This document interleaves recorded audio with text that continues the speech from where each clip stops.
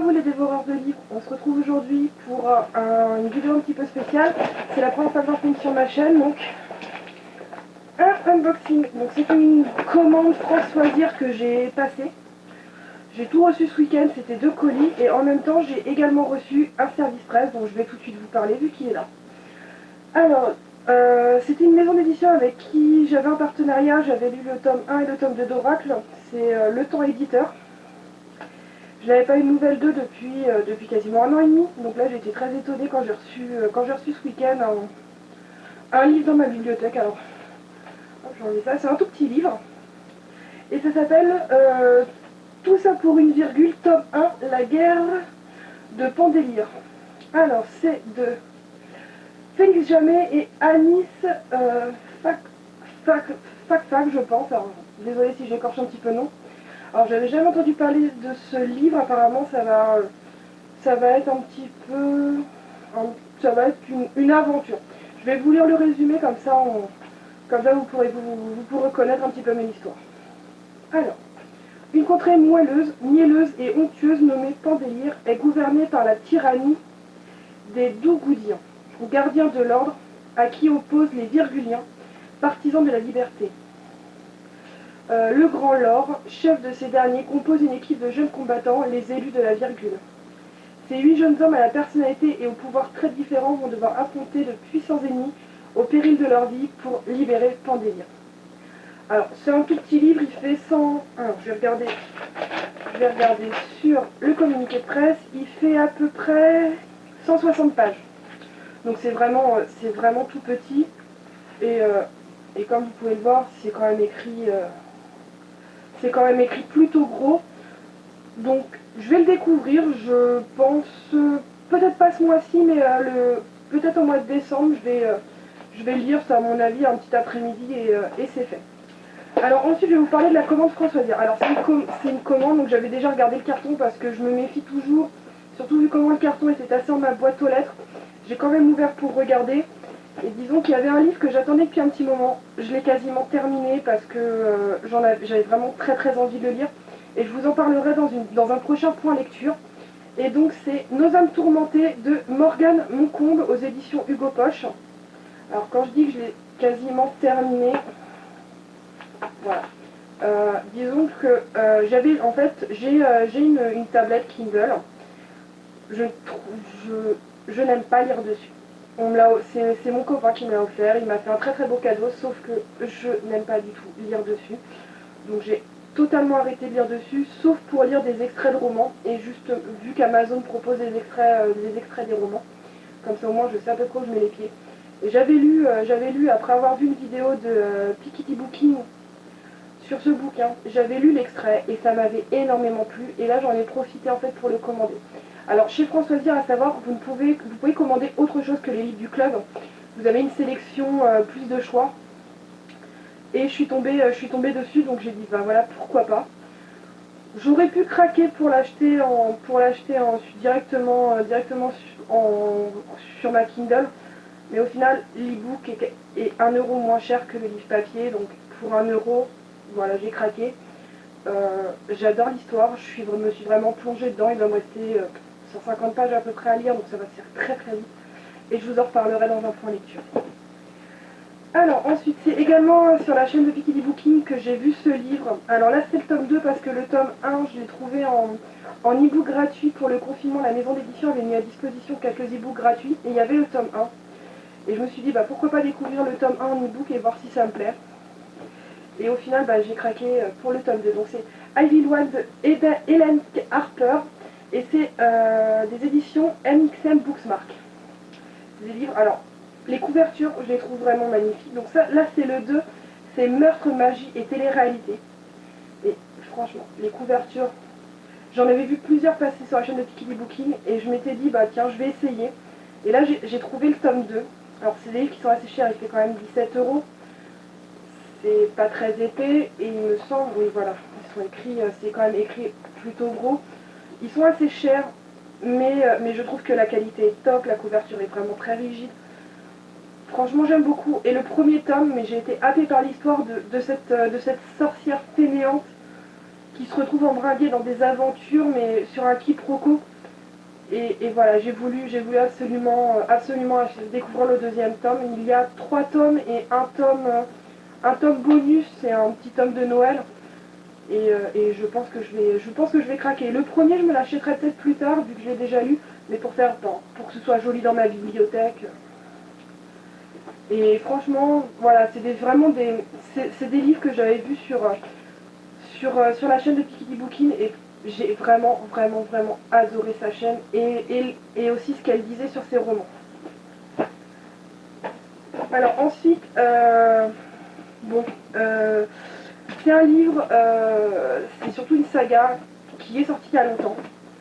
Je la vois passer partout, elle me donnait envie depuis très longtemps. Et quand j'ai vu que France Loisirs le sortait en intégrale, bah, j'ai craqué en fait. J'ai dit pourquoi pas, surtout qu'en plus j'avais des points pour avoir un livre gratuit, donc celui-là je l'ai eu avec mes points. Et j'adore cette couverture. C'est Grisha de Lee Bardugo. Donc là c'est l'édition intégrale, il y a tous les tomes dedans. Alors j'ai pris l'habitude depuis quelques temps chez France Loisirs d'attendre des fois vu qu'ils sortent des sagas en intégrale et regarder un petit peu. Ça brille, la couverture est vraiment jolie. Bon, c'est vrai que j'aimais bien aussi les couvertures des tomes, mais celle-ci, franchement, elle est vraiment canon. Je suis très en retard, c'est vrai que je n'ai toujours pas lu cette saga, donc je suis très très en retard là-dessus. Mais voilà. Bon, pour une fois que c'est un intégral qui n'est pas énorme, parce que les intégrales de chez France Loisirs, la plupart du temps, ça donne plutôt ça. Voilà, vous voyez un petit peu, donc... là, je suis plutôt contente que ce soit un intégral qui soit un petit peu moins gros. Mais par contre, je suis très contente parce que quand je commence des sagas, je suis déçue quand je termine un tome de ne pas avoir le suivant sous la main pour pouvoir continuer parce que voilà, quand j'accroche avec des personnages et tout, j'ai envie de tout avoir d'un coup, tout lire d'un coup. Et quand c'est des intégrales comme ça, et ben j'en profite en fait, je dévore le livre complet. Ensuite, c'est une sortie récente de chez, il me semble, je sais plus si c'est Nathan ou Hachette qui l'a sorti. Je sais plus, il n'y a pas marqué. Parce que je pense que ça doit être l'édition France Loisirs. Donc c'est l'année de grâce de Kim Lickett. Donc là, je l'ai pris directement chez France Loisirs, il y était aussi, et bon, ils ont des prix un petit peu plus avantageux, donc voilà. Il me tentait énormément le résumé de ces jeunes filles qui sont obligées de s'exiler au moment de leur adolescence pour ne pas rendre jalouses les femmes ou tenter les hommes. Voilà, après, c'est un livre qui est vraiment d'actualité en ce moment, au niveau du féminisme, au niveau de la place de la femme dans la société. Donc pourquoi pas. Et quand je vois derrière écrit un roman d'exception dans la lignée de La Servante écarlate, Sa Majesté des Mouches et Hunger Games, ça m'a tout de suite envie de plonger dedans. J'ai adoré La Servante écarlate. Même si c'est horrible, c'est un roman où il faut en parler. Il faut, voilà. Hunger Games, bon, je suis une grande fan de Hunger Games. Après, Sa Majesté des Mouches, je connais pas. Mais La Servante écarlate et Hunger Games, bon, c'est un cocktail détonnant pour moi. Alors ensuite j'avais vu passer ce roman, il me semble, sur quelques comptes Instagram. J'ai pas les noms en tête, mais ça fait un petit moment qu'il me tente, surtout l'Écosse, voilà quoi. Ça fait rêver en fait ces grandes contrées verdoyantes, ça donne très très envie avec ces lacs. Et donc c'est les McCoy, le tome 1, L'Ogre et le Chardon, et c'est de Alexiane Thiel. C'est aux éditions Hugo Poche. J'adore ces couvertures, je les trouve vraiment très très jolies. Il y en a beaucoup qui les aiment pas, mais moi je les trouve jolies. Je l'avais vu passer sur plusieurs comptes Instagram, sur plusieurs chaînes aussi, sur YouTube. Et c'est vrai que voilà, l'Écosse ça fait rêver, donc moi ça me fait rêver en tout cas. Franchement, l'Écosse c'est quelque chose que j'aurais envie de découvrir, tous ces lacs, toutes ces grandes pâtures vertes. C'est quelque chose que j'aurais très envie de faire. Après, j'ai un niveau d'anglais qui est plutôt au ras des pâquerettes, on va dire. Donc je pense pas que je pourrais y aller. Disons que mon vocabulaire d'anglais se limite au mots magiques, comme disait ma mère, aux mots de politesse. Donc je ne pense pas que ce soit fait pour moi les endroits où ça parle anglais. Mais au moins je peux rêver en m'évadant dans ces romans. Alors ensuite, Ah, ça va être du vu et revu, surtout que je vous ai fait une vidéo il n'y a pas longtemps sur ces deux autrices. Ça va être Corps impatient de Emma Green, donc là c'est aux éditions Addictives, mais alors je savais pas qu'ils avaient sorti des éditions poche. Alors, je suis un petit peu déçue parce que les Emma Green, enfin même chez les éditions Addictives, les livres sont plutôt gros, écrits, c'est espacé, c'est agréable à lire. Et en fait là, dans la version poche, quand j'ai ouvert le roman, j'ai dit mon Dieu, c'est quoi? Je vais peiner à le lire. Il s'est écrit tout petit, vraiment vraiment tout petit. Je pense que je vais peiner à le lire, mais ça reste du Emma Green. Donc je vais adorer me plonger dans ce roman. Ça va être pour un coup de mou, je pense. Ouais, un petit coup de mou avant les fêtes avec le confinement et tout. Je pense que ça, il vaut mieux que je l'ai sous la main. Ensuite, c'est encore une sortie récente.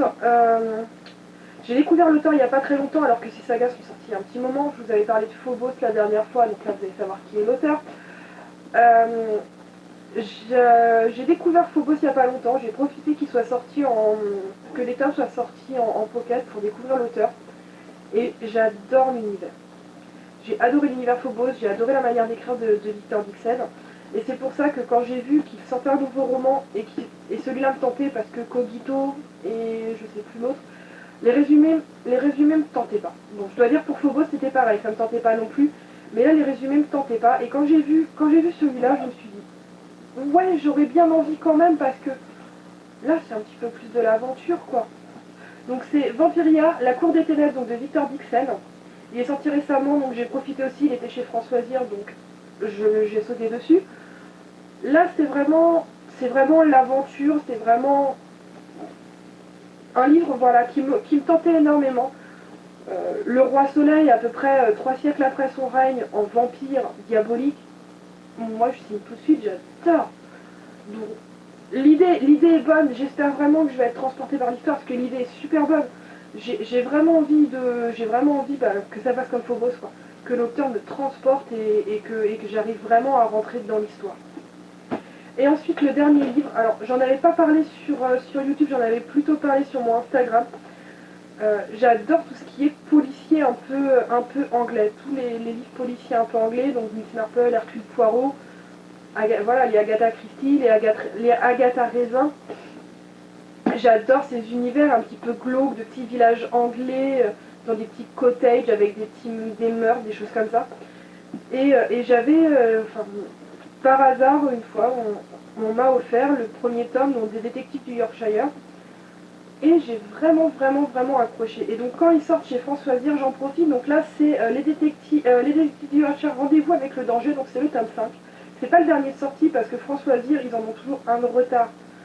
C'est pas très grave parce qu'au final, j'aime bien. Donc, et puis voilà, je les mets entre deux lectures, entre deux petites lectures, ça passe plutôt bien. Bon, ils sont quand même vachement épais, mais le papier est plutôt épais. Et puis c'est quand même écrit gros. Et là, c'est vraiment un livre que j'adore. Puis je préfère au final le format de chez Françoisir. Il est plus petit, plus passe-partout dans la bibliothèque. J'ai oublié de dire l'auteur, c'est Julia Chapman. Ce soir, je suis un petit peu fatiguée. Je fais la vidéo directement en rentrant du boulot. J'ai qu'une envie, c'est d'aller me mettre sous ma couette et finir Nos âmes tourmentées parce qu'à midi, j'ai pas vraiment pu lire. J'ai pas vraiment eu le temps de lire. Donc je suis très fatiguée, ça doit se voir. J'ai pas bien dormi la nuit dernière. Et oui, j'ai oublié le nom de l'auteur, je suis un petit peu dans mon monde ce soir, je crois.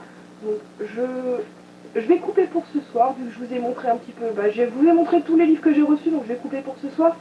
Et on se retrouve bientôt pour une prochaine vidéo. N'hésitez pas à vous abonner à la chaîne ou à mettre des commentaires avec les derniers livres que vous avez achetés, les livres dont vous avez envie. Ou si les livres que je vous ai montrés, si vous les avez déjà lus, j'aimerais beaucoup partager avec vous.